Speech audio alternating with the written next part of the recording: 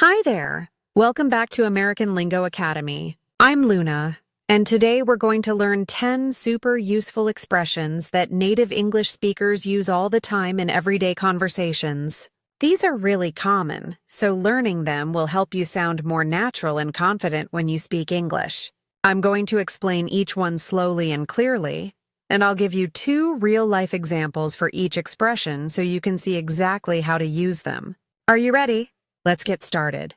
Number 1, add insult to injury.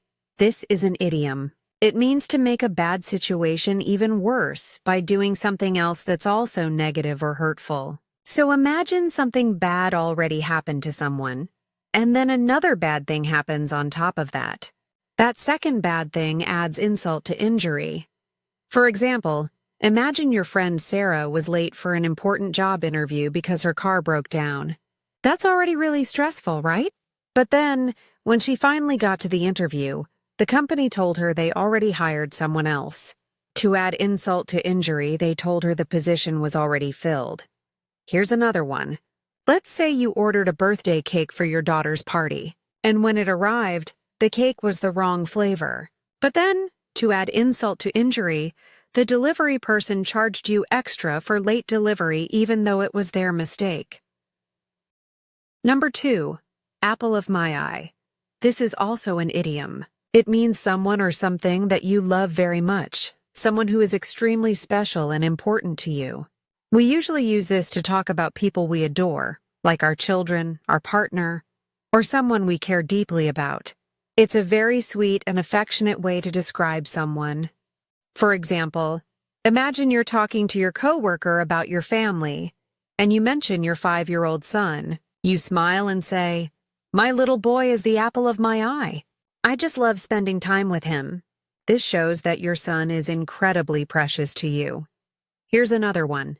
Maybe your grandmother is talking about her husband, and she says, "Even after 50 years of marriage, he's still the apple of my eye." This means that after all these years, she still loves him deeply, and he's still the most important person to her. Number 3, fish out of water. This is an idiom too. It means feeling uncomfortable or awkward in a situation because you don't fit in or you're not familiar with what's happening around you. Imagine a fish that's been taken out of the water. It can't breathe, it can't move properly, and it doesn't belong there. That's exactly how this idiom works. For example, let's say your friend David got invited to a fancy business dinner with his girlfriend's colleagues. Everyone there was talking about finance and investments, but David doesn't know anything about those topics. Later he tells you, "I felt like a fish out of water at that dinner. Everyone was speaking a language I didn't understand." Here's another one. Imagine you grew up in a small town, and now you just moved to a huge city like New York. Everything is so fast, so crowded and so different. You might say, "I feel like a fish out of water here. I'm not used to all this noise and chaos." Number 4, I work in marketing. This is a simple sentence, but it's super important because it's one of the most common ways to talk about your job in English. When someone asks, "What do you do?" this is how you answer. You say, "I work in," and then you add your field or industry. It's polite, professional, and very natural. For example, you're at a party and you meet someone new. They ask you, "So what do you do?" You smile and reply, "I work in marketing. I help companies create advertising campaigns." This tells them your general field first, and then you can add more details if they're interested. Here's another one. Maybe you're on a plane and the person sitting next to you is friendly and starts chatting. They ask about your work, and you say, "I work in marketing for a tech company in San Francisco." It's really interesting because we get to work with a lot of creative people. Before we continue, if you're enjoying this lesson and finding it helpful, please hit that like button and subscribe to the channel. We upload new videos every single day to help you improve your English, and your support really means a lot to me. Okay, let's keep going. Number 5. I'm rooting for you. This is a phrase we use to show support and encouragement for someone. When you say, "I'm rooting for you," it means you hope they succeed. You believe in them, and you're cheering them on. It's like being their personal cheerleader. We use this all the time when someone is trying to achieve something. For example, your friend Emily is nervous because she has a big presentation at work tomorrow.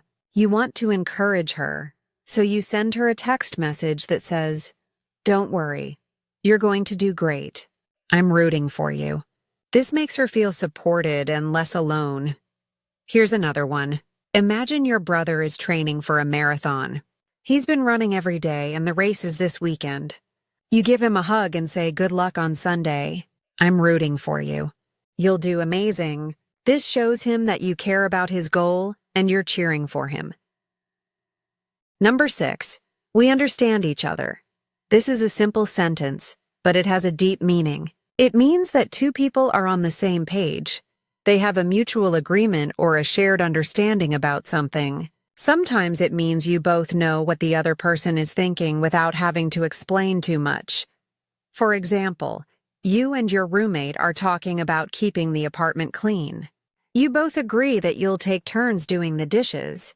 After the conversation, you shake hands and say, "Okay, we understand each other. No dirty dishes in the sink."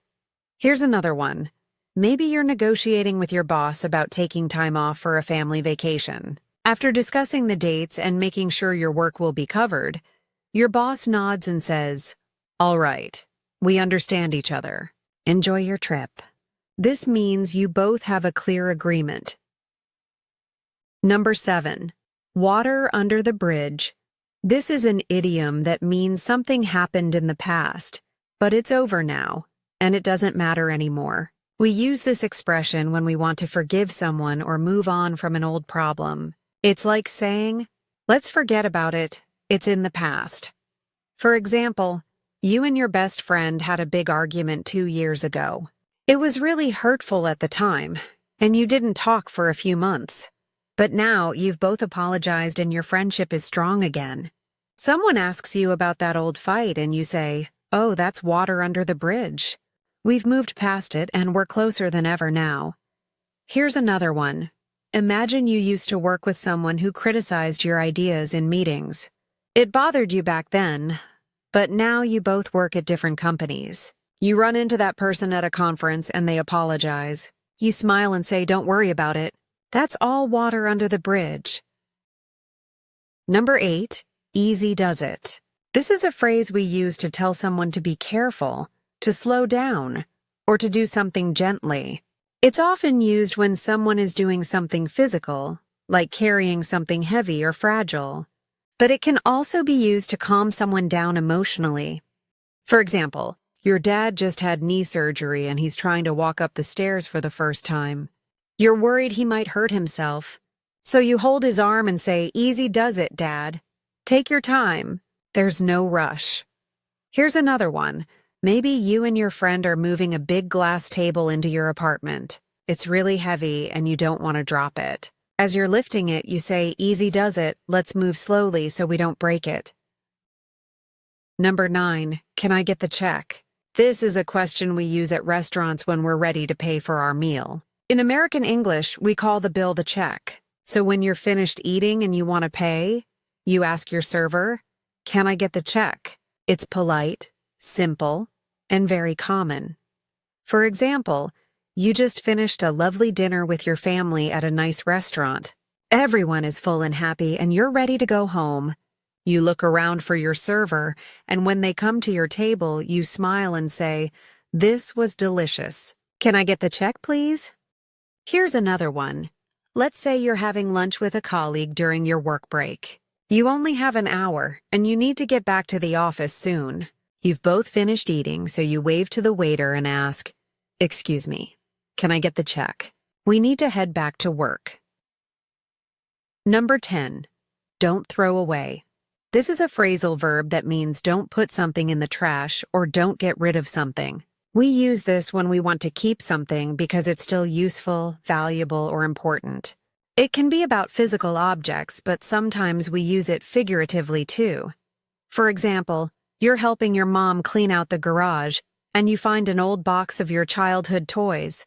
You're about to toss them in the garbage, but your mom stops you and says, "Wait, don't throw away those toys. Your little cousin might want to play with them." Here's another one. Imagine you're at work and you accidentally printed the wrong document. You're about to crumple it up and toss it, but your coworker says, "Hey, don't throw away that paper. You can use the other side for notes."